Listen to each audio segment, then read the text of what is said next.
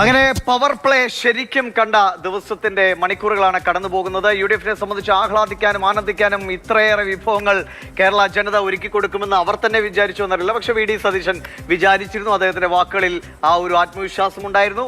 എറണാകുളം ജില്ല ഞങ്ങൾ തൂത്തുവാരി എടുക്കുമെന്ന് പറഞ്ഞു. അതങ്ങനെ തൂത്തുവാരി തന്നെ എടുത്തു. നമുക്ക് രാഗിലേക്ക് പോകാം. രാഗിൻ, പല വിധത്തിലുള്ള രാഷ്ട്രീയ നീക്കങ്ങളും NDA സംബന്ധിച്ച് ചില കൂട്ടുകെട്ടുകളും ഒക്കെ കണ്ടാണ്. അങ്ങനെ പല വിധത്തിൽ എറണാകുളം ചർച്ചയിൽ നിറഞ്ഞു വന്നു. ഇടയ്ക്ക് സതീഷിന് ഒരു ടൈറ്റ് ഫൈറ്റ് ചില സമയത്തൊന്ന് നേരിടേണ്ടി വന്നു അല്ലേ? പി രാജീവിന്റെ വീഴ്ച. അങ്ങനെ പല വിധത്തിൽ UDF-ന്റെ ജില്ലയാണ് എന്ന് പറയാവുന്ന ആത്മവിശ്വാസം നൽകുകയാണ് എറണാകുളം ജില്ലയാകെ അല്ലേ? തീർച്ചയായും ശക്തമായിട്ടുള്ള UDF തരംഗത്തിൽ UDF-ന് 14-ൽ 14 പൂർണ്ണമായിട്ടുള്ള സീറ്റുകളും നേടാൻ കഴിഞ്ഞു എന്നതാണ് ഇവിടെ എടുത്തു പറയേണ്ട ഒരു കാര്യം. കഴിഞ്ഞ നമ്മുടെ 5 സീറ്റുകളാണ് LDF-നൊപ്പം ഉണ്ടായിരുന്നത്. LDF പ്രതീക്ഷ വെച്ചിരുന്നത് ഈ 5+ തൃപ്പൂണിത്തുറ, അങ്ങനെ 6 സീറ്റായിരുന്നു. പക്ഷേ ഉണ്ടായിരുന്ന സീറ്റുകൾ പോലും നേർത്താൻ കഴിഞ്ഞില്ല എന്ന് മാത്രമല്ല, വലിയ മാർജിനിൽ തോൽവി ഏറ്റുവാങ്ങേണ്ട അവസ്ഥയിലേക്ക് LDF പോയി. അതിലൊന്ന് കൊച്ചിയാണ്. ഇപ്പോൾ മാർജിൻ നോക്കുകയാണെങ്കിൽ കൊച്ചിയിലാണ് അല്പം കുറവ് എന്ന് നമുക്ക് പല മണ്ഡലങ്ങളും പരിശോധിക്കുമ്പോൾ അറിയാം. അതായത് 8000 ചില്ലൻ വോട്ടുകൾക്ക് മുഹമ്മദ് ഷിയാസ്, UDF-ലെ മുഹമ്മദ് ഷിയാസ് കൊച്ചിയിൽ ജയിക്കുന്ന സ്ഥിതിയാണ് ഉണ്ടായത് KJ മാക്സിയോട്. കഴിഞ്ഞ 2 ടേമുകളായി KJ മാക്സി അവിടെ MLA ആണ്, അവിടെ ജനകീയനാണ്. മറ്റു പല ഘടകങ്ങളും സാമുദായിക ഇക്വേഷൻസ് ഒക്കെ തന്നെ ഈ കൊച്ചിയെ സംബന്ധിച്ചിടത്തോളം നമ്മൾ ചർച്ച ചെയ്ത ഘട്ടത്തിലൊക്കെ തന്നെ ഉണ്ടായിരുന്നു. പക്ഷേ പരമ്പരാഗതമായി UDF-ന് മേൽക്കൈയുള്ള മണ്ഡലമായിരുന്നു. മാത്രമല്ല ലോക്സഭാ തെരഞ്ഞെടുപ്പിലടക്കം വലിയ തോതിൽ മുന്നോട്ട് പോയ മണ്ഡലമായിരുന്നു. അത് ആ രീതിയിൽ തന്നെ, അതായത് ആ പാറ്റേണുകളൊക്കെ പൊളിച്ചെഴുതിക്കൊണ്ട് ആ രീതിയിൽ തന്നെ കാര്യങ്ങളിലേക്ക് എത്തുകയും UDF-ന് വലിയ വിജയം നേടാൻ അവിടെ 8000 ചില്ലൻ വോട്ടുകൾക്ക് ജയിക്കാൻ കഴിഞ്ഞു മുഹമ്മദ് ഷിയാസിന്. 2 CPM വലിയ തോതിൽ പ്രതീക്ഷ വെച്ചിരുന്നത് വൈപ്പിനായിരുന്നു. വൈപ്പിൻ എണ്ണി തുടങ്ങിയ ഘട്ടത്തിൽ ഈ പള്ളിപ്പുറം അത് CPM-നെ സംബന്ധിച്ചിടത്തോളം സ്വാധീനമുള്ള മേഖലയാണ്. അവിടെ അല്പം നേട്ടമുണ്ടായി. പക്ഷേ അതിനുശേഷം പിന്നീട് ഈ CPM-ന് കാര്യമായിട്ടുള്ള ചലനങ്ങൾ അവിടെ ഉണ്ടാക്കാൻ കഴിഞ്ഞില്ല. അവിടെ തോറ്റുപോയത് 15,000-ഓളം വോട്ടുകൾക്കാണ് അവിടെ തോറ്റത്. ടോണി ചെമ്മണി അവിടെ വലിയ വിജയം നേടുന്ന സ്ഥിതിയും ഉണ്ടായി.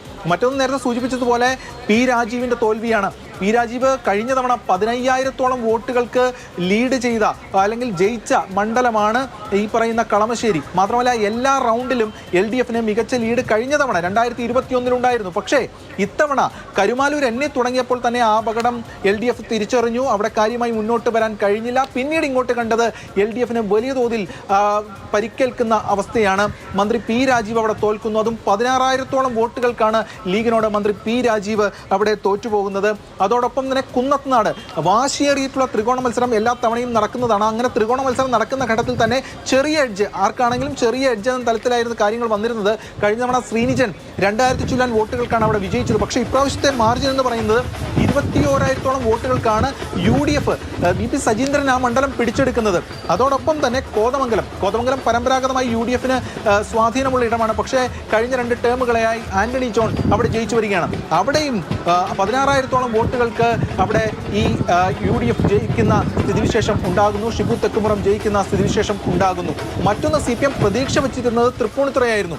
തൃപ്പൂണിത്തുറയിൽ CPM-ന് പ്രതീക്ഷ എന്ന് പറയുന്നത് അവിടെ 2020 സ്ഥാനാർത്ഥി 22,000-ഓളം വോട്ടുകൾ പിടിച്ചാൽ CPM-നെ സംബന്ധിച്ചിടത്തോളം അവിടെ ജയിച്ചു കയറാമെന്നായിരുന്നു. പക്ഷേ 2020 സ്ഥാനാർത്ഥി അവിടെ അല്ലെങ്കിൽ NDA സ്ഥാനാർത്ഥി അവിടെ പിടിച്ചത് 29,000-ഓളം വോട്ടുകളാണ്. അതായത് CPM അവർ പിടിക്കുമെന്ന് അല്ലെങ്കിൽ 2020 പിടിക്കുമെന്ന് കരുതുന്നതിനേക്കാൾ കൂടുതൽ വോട്ട് പിടിച്ചു. എന്നിട്ടും അവിടെ 18,000-ഓളം വോട്ടുകൾക്ക് CPM അവിടെ തോൽക്കുകയാണ്. KN ഉണ്ണികൃഷ്ണൻ തോൽക്കുകയാണ്. പകരം ദീപക് ജോയ് അവിടെ ജയിച്ചു വരികയാണ്.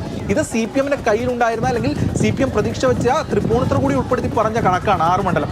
അതിനുശേഷം UDF-ന്റെ കയ്യിലുണ്ടായിരുന്ന മണ്ഡലങ്ങളിൽ വലിയ തോതിൽ മുന്നോട്ട് വരാൻ UDF-ന് കഴിഞ്ഞു എന്നുള്ളതാണ്.